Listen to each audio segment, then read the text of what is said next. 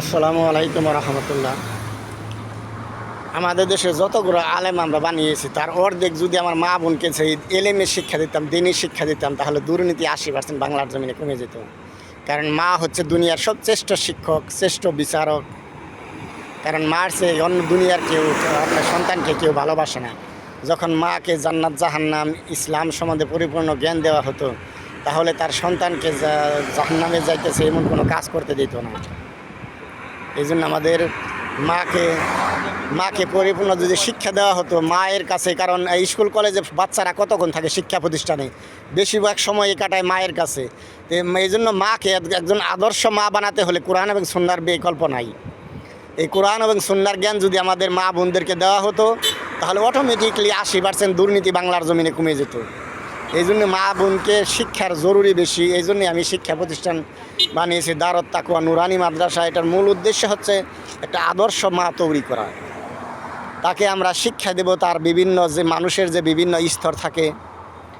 যখন সে মেয়ে সন্তান থাকবে, যখন সে মা হবে, সে যখন একজন স্ত্রী হবে, একজন শাশুড়ি হবে, প্রত্যেকটা স্তরে তার কি ভূমিকা, কি দায়িত্ব, এবং মূল বাংলাদেশের পরিবারের উন্নয়নের আর্থিক নির্ভর করে মায়ের উপর। মায়ের কারণ একজন নারী তার চলাফেরা কর্মকাণ্ড বরকত, আমরা পুরুষ যত ইনকাম করি, কিন্তু সংসারের মারা যদি বরকত সম্বন্ধে রিজিক সম্বন্ধে না জ্ঞান থাকে তাহলে আমরা বরকত পাবো না, আমরা কোটি টাকা কামালেও।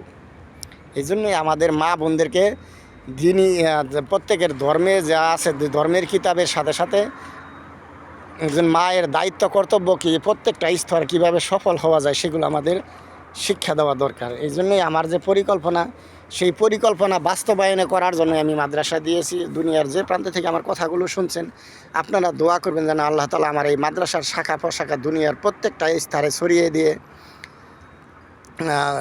প্রত্যেকটা স্তরে এটার শাখা প্রশাখা করতে পারি, যাতে কোরআনটা মা বোনদের হাতে তুলে দিতে পারি, তার জান্নাত জাহান্নামের পরিপূর্ণ শিক্ষা দিতে পারি। কী কী যে 4টা কাজ করলে নারী জান্নাতে যাইতে পারে।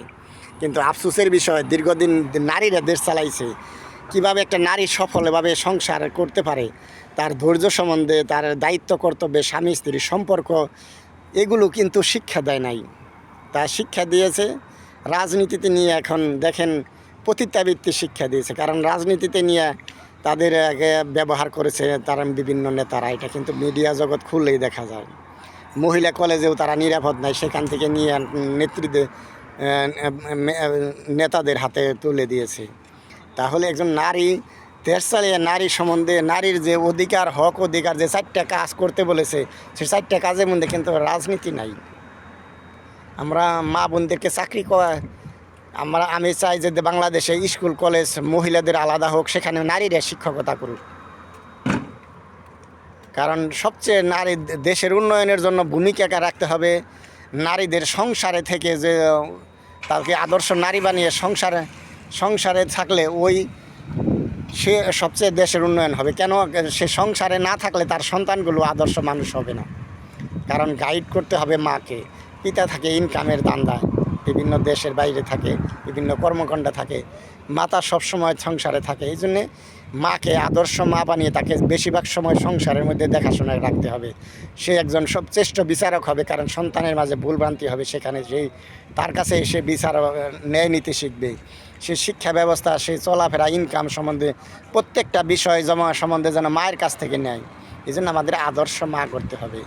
আমাদের সরকারের কাছে দাবি যে নারীর যে হক অধিকার প্রত্যেকটা স্তরে, সেগুলো পাঠ্যপুস্তকের অন্তর্ভুক্ত করা, স্কুল কলেজ ইউনিভার্সিটিতে কোরআন দেওয়া। কারণ দুনিয়ার সবচেয়ে বড় ইবাদতের জায়গা হচ্ছে রাজনীতি। কারণ এই পতিতেরা দেশ চালায়।